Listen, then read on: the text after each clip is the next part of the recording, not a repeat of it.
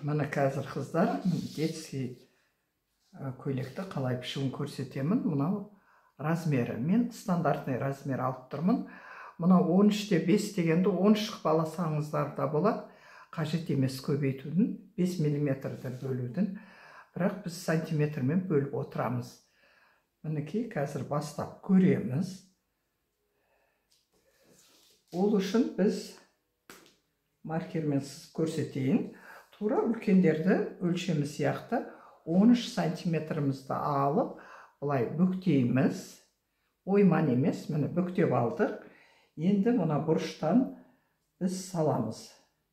Міне мерге келді. Мерге жазып қоям. 13-ті 2-ге бөліп салдық. Енді мына жағынан біз 2,5 сантиметр аламыз, жазып қояйын. 2-де 5 аламыз. Сөйтеміз да мына точкамызды бұлай қосамыз. Мінекей мойны шықты. Енді біздікі шипы деген ширина плеч. Бұл иығы деген сөз. Иықты мына жерден аламыз. 7 сантиметр. Еш нәрсе қоспаймыз. Міне.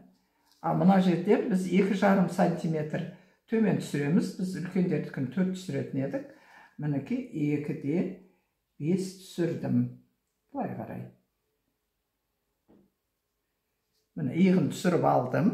Енді біз бұл иықты сызып аламыз. Міне сызып алдым. Берге жазамыз. Менде 7 сантиметр болды. Мінекей. Енді біз көкірегін табу үшін, мына огыны табу үшін, окружность груди дейді. Көкіректің айналасы 28 болды. Біз әзір оны табу үшін осы жерден 12 сантиметр аламыз. Кішкентайларға сол 12-13 бола береді. Бұл 3 жасар қыздікі. Мінекей 12-ні алып аламын. Мына жерге келді. Енді осы жерден біз сызып аламын. Көкірегінің айналасын табамыз біз осы сызықпен.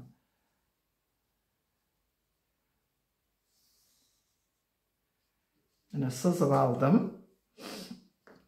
Бұны бізді огы деп атайды. Огы менде 28 сантиметр еді. Міне 28. Енді бізге бұл жер керек емес, мына тұсты сызып аламыз. Біз қазір арқасын сызып отырмыз. Иықтан мына сызыққа 90 градус бұрыш ретінде аламыз. Мен оны мынау линейканың бұрыштары 90 градус бұрыш. Міне осылай қойып аламын. Міне сызып алдым.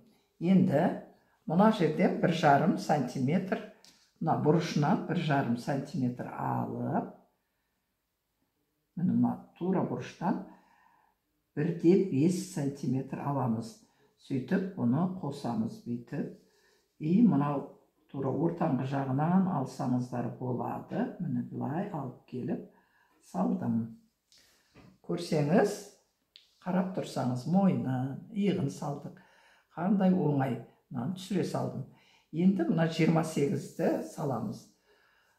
28-ді 2-ге бөліп саламыз. Міне, ол мына жерге келді. Біз осы жерден 2 сантиметр обязательно қосу керек. Кішкентай балдардікі тырысып тұрса, оны кигіздіру өте қиын.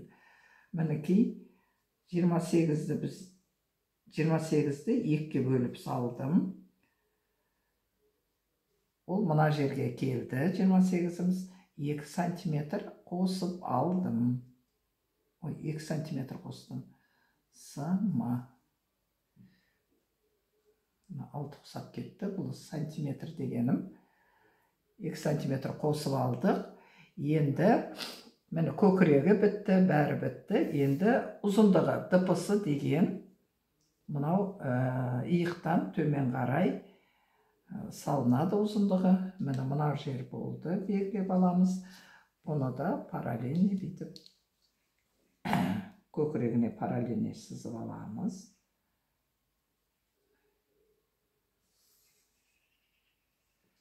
Мына жерге жазып қоям. Длина спинка. Бізде длина спинкамыз 23 болды. 23 сантиметрді мына точкамана мынаған салдым. Міне көрсеңіз, міне 23-ті салдым. Енді мына жер оты дейді. Белі акростали. Екіге бөліп саламыз. Значит, акросталиямыз біздің 27 сантиметрді бөліп саламыз. Мінекей 27 сантиметр бүктейміз. Ойман бүктеуінің қажеті жоқ. Мына сантиметрмен өте оңай бөлу. Бұл сіздерді алдамайды. Мына жерден 2 сантиметрімізді қоямыз. 2 сантиметр, 2 сымы. Енді мына точканы қосамыз.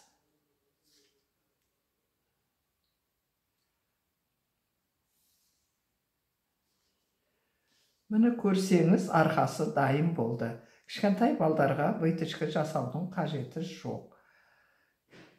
Егер сіздер не істеймін десеңіздер, жаңағы арт жағын ашамыз десеңіздер, уже мына жаққа 1 сантиметр қосып саласыздар.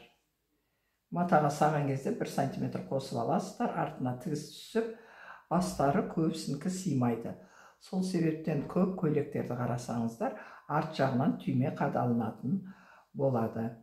Міне қарап тұрсаңыз, өте жеңіл, оңай, түсінікті болды деймін. Бұны мен тағы онлайн сабақта да үйретемін. Онлайн сабағым бар. Мінекей, енді кесіп көрсетейін. Мына жақтан запас алудың қажеті жоқ. Егер тура өлшесеңіздер, өте әдемі келіп тұрады.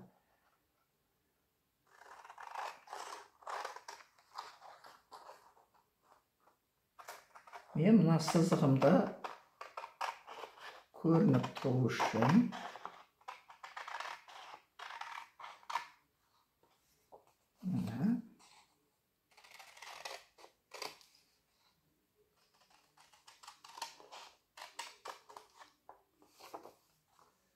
міне көрсеңіз, осылай кесіп алдым. Енді біз арқасын салып болдық. Бәрі түсінікті болып тұр сіздерге. Қазір алдын салып көрсетемін.